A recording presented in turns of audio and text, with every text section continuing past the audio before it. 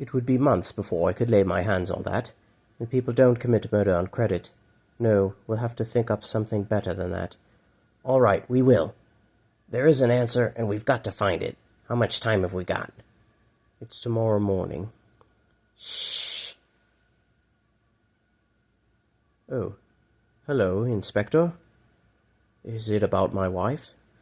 No, sir. Oh, I'm afraid not. What is it then? I'm making inquiries in connection with a robbery that took place about 3 weeks ago. Can't this wait a few days? Of course, sir.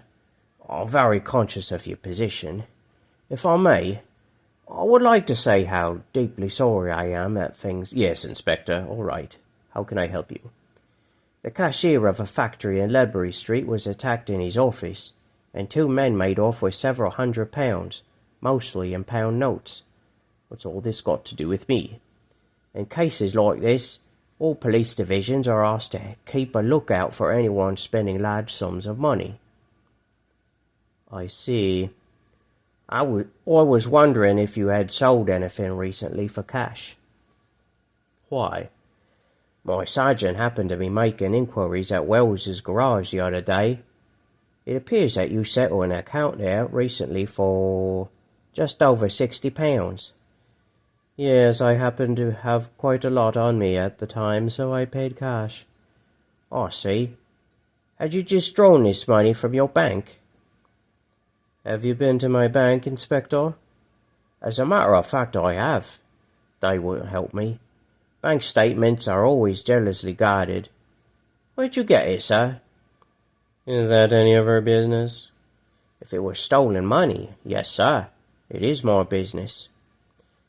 I take out my pipe. Do you mind if I smoke? Go ahead. Do you really think I've been receiving stolen money? Until you tell me where you got it, I shan't know what to think, shall I? I look for tobacco.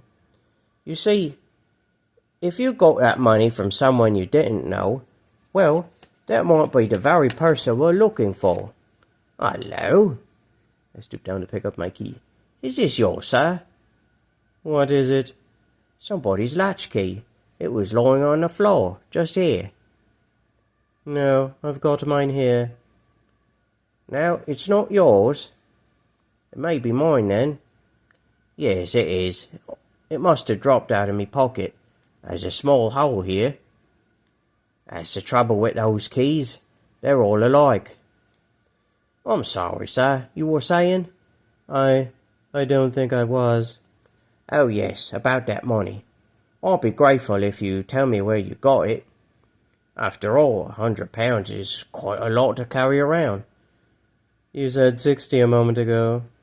Did I? Oh, yes, my sergeant decided to dig a little deeper before he put in his report. Oh, yes, my sergeant decided to dig a little deeper before he put in his report. He said you also paid a bill at your tailor's and another for wines and spirits. I'm sorry he went to all that trouble. If he'd come straight to me, I could have explained it at once. I simply won a rather large sum at dog racing. Over £100? Yes, over £100. It has been done before, you know. I see. Why didn't you tell me this straight away, sir? Because I'm a little ashamed to be caught going to dog racing when my wife is under sentence of death. I know how it is, sir. Helps to take your mind off things. Well, that answers everything, doesn't it? I'm sorry to have had to bother you with this. I'm sorry to have had to bother you at this time. Well, that answers everything, doesn't it? I'm sorry to have had to bother you at this time. Not at all. Oh, there is just one other thing, sir. Have you a small blue attaché case? Don't say you found it already. Why, have you lost it? Yes, I was going to report it this afternoon. I think I left it in a taxi. How did you know about that attaché case, Inspector? The wine shop mentioned that you had it when you paid your bill, so my sergeant checked back on your garage and your tailor. They both remembered you having it with you when you paid them. Yes, I use it instead of a briefcase. Well, these taxi men are pretty good at turning things in. I hope you'll find it all right. Oh, Mr. Halliday. Before you go, Inspector, I think Mr. Wendis has something to tell you. Oh, has he? Where did you put it, Tony? What's come over you? When I was in here just now, there was a small attaché case. I can't remember just where I saw it, but... Have you gone mad? Very well. If there's no key, we'll have to open it some other way. Just a moment, sir. Why did you say you left this in a taxi? I thought I had. Don't be a fool, Max. I've got the key somewhere. I don't know what all the fuss is about. Max, it's all right, Tony. I'll buy you a new one. Must be over £500 here. Where did you get it? I can tell you why he got it. That money was to have been paid to a man named Swan after he had murdered Mrs. Wendis in this room. As you know, there was an accident, so it wasn't necessary to pay Swan after all. Obviously, he couldn't produce all this without questions being asked, so he lived on it. He's been living on it ever since the 28th of September. Well, Mr. Wendis? Just now you said you'd do anything to save Margot. What's made you change your mind? Some more talking. He told Swan he would hide his key somewhere out here, probably on this ledge. Swan let himself in, then hid behind the curtains. Then Wendis phoned from the hotel and brought her... Just a moment. If Swan had used Mr. Wendis' key, it would still have been on him when he died. Besides, how did Mr. Wendis get in when he returned from the hotel? She could have let him in, and he could have taken his key out of Swan's pocket before the police arrived. But he let himself in with his own key. That was established at the trial, don't you remember? Come on, Max. Your move. Swan could have taken the key from here, unlocked the door, and then returned it to the ledge before he went in. All right, Mr. Halliday, this is all very interesting, but it isn't getting me any nearer to what I came to find out. But this is a matter of life and death. What else matters? What matters to me is where Mr. Wendis got his money. That's all I want to know. We'll soon find out how long he's had it. What's the matter? There you are, Inspector. The last check he wrote was on the 27th of September.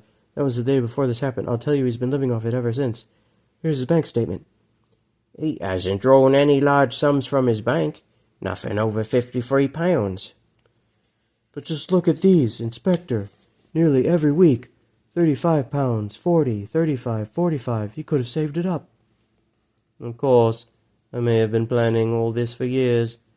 Skip down. You see, she was just about to give it to him when she killed him instead. Do you expect anyone to believe this? I've really no idea. What about it, Inspector? Well, it certainly seems to fit in with the verdict at the trial. You mean you're not even going to check up on this? She's being hanged tomorrow. Oh, this has been out of my hands for months. There's been a trial and an appeal. Of course, it wouldn't do you much good, would it? You'd have to admit you arrested the wrong person. I think you ought to go. You bet I'll go. Skip down. You'll have done it all for nothing. Suppose I had told that story of his. Would anyone have believed me? Not a chance, sir. Before nearly every execution, someone comes forward like this. This must have been very distressing for you, coming as it did. Do you think they'll let him see her? I don't want her upset. Just have a word with your lawyer. You may be able to prevent it. And I should get all that money into the bank before someone pinches it. Thank you. I think I will. By the way, I was asked to tell you there are a few things belonging to Mrs. Wendis at the police station. What sort of things? Just some books and a handbag, I believe. They'd like you to come and collect them sometime. You mean after tomorrow? Yes, or today if you like. Just tell the desk sergeant. He knows all about it. Well, goodbye, Mr. Wendis. I don't suppose we shall meet again. Goodbye, Inspector, and thank you.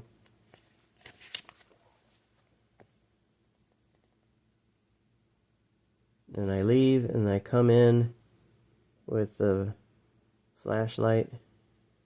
Pick up the phone. Chief Inspector here. Give me Sergeant O'Brien, quick. Hubbard here. Look, I've got back in again. Start the ball rolling. Then I hide, and then Max comes in. What are you up to? What's the idea? Where's his bank statement? Never mind about that. You've got to get out of here, quick. Have you got it? Shh, not so loud. But you don't see. Shut up. If you want to save Mrs. Wendis, keep quiet and let me handle this. You? Me, shh. Phew. You nearly ditched us then. I should have you locked up. What's all this? They talk about flat-footed policemen. May the saints protect us from the gifted amateur. You better prepare yourself for a surprise, Mr. Halliday. Hello, Max. Where's Tony? He's gone out. When will he be back? We're not sure. Was it you who rang just now? Yes. Why did you let me in? You've got a key. Why didn't you use it? I did, but it didn't fit the lock. And you know why, don't you? No, I don't. Has the lock been changed? May I have your bag? You knew this wasn't your key, didn't you? No. Your husband has explained this, you know. You can tell us all about it now. What is it? Why am I don't understand. No, I don't believe you do. Come and sit down, Mrs. Wendis. What's going on here? Skip down. Margot. He was supposed to visit me this morning, but they said he couldn't come. Has anything happened to him? No, nothing. Inspector, do you think you could tell us what you're up to? Mrs. Wendis, what I've got to tell you may come as a shock. Yes? We strongly suspect that your husband had planned to murder you. He's right, Margot. He arranged for Swan to come here that night and kill you. How long have you known this? Did you suspect it yourself? No, never. And yet, what's the matter with me, Max? I don't seem to feel anything. Should I break down or something? It's delayed action, that's all. In a couple of days you're going to have one hell of a breakdown. When did you find out? The first clue came quite by accident. We discovered that your husband had been spending large sums of pound notes all over the place. It ran into over £300, and it appeared to have started about the time you were arrested. Now I had to find out where he got his money and how. Then I remembered that after you were arrested, we searched his flat, and I saw a copy of his bank statement in our desk. So, yesterday afternoon, I went to the prison and asked to see your handbag. And while I was doing this, I managed to lift your latchkey. Highly irregular, of course, but me blood was up. Then this morning, when your husband was out, I came in here to look at his bank statement. I never saw it because I never got through that door. You see, the key I had taken from your handbag didn't fit the lock. Loud knocks on the ceiling above. Don't make a sound. That was a near one. I pick up the phone. Maida Vale Police. Hubbard here. Look, O'Brien, he's found out about his raincoat. He just came back and couldn't get in. I think he's on his way to the station now. Has the handbag arrived? Good. He's going towards the police station. That was a near one.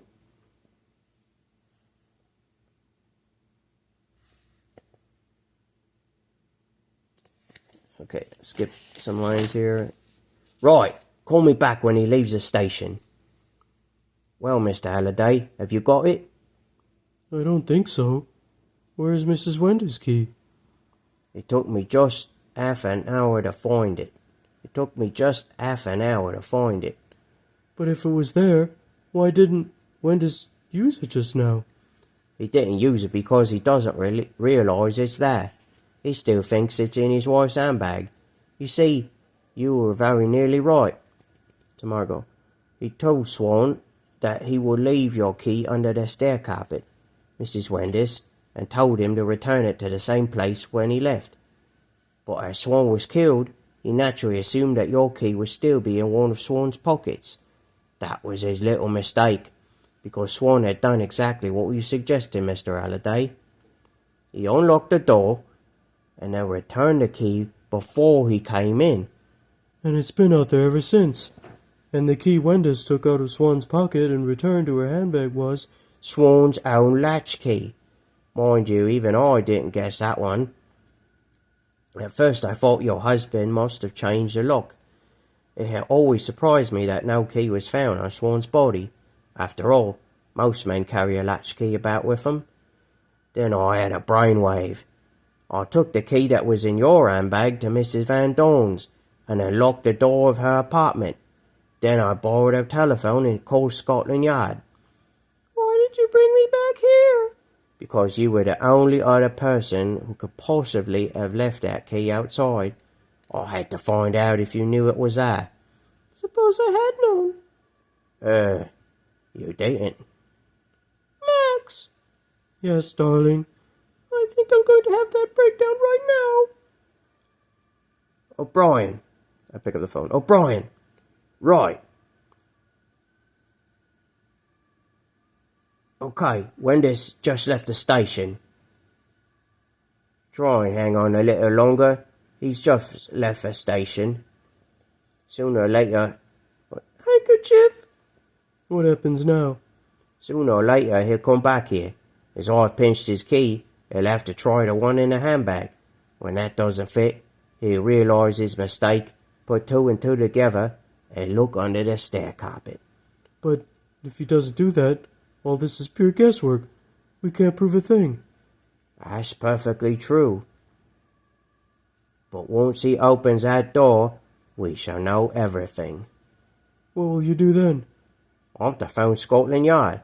They're standing by for my call now. And Mrs. Wenders? We'll have nothing else to fear. All right, Margot? Yes, I'm all right. Quiet now, you two. Careful. He's going round by the garden. You'll see the broken glass. Shh. He's coming back. He's remembered. End of play.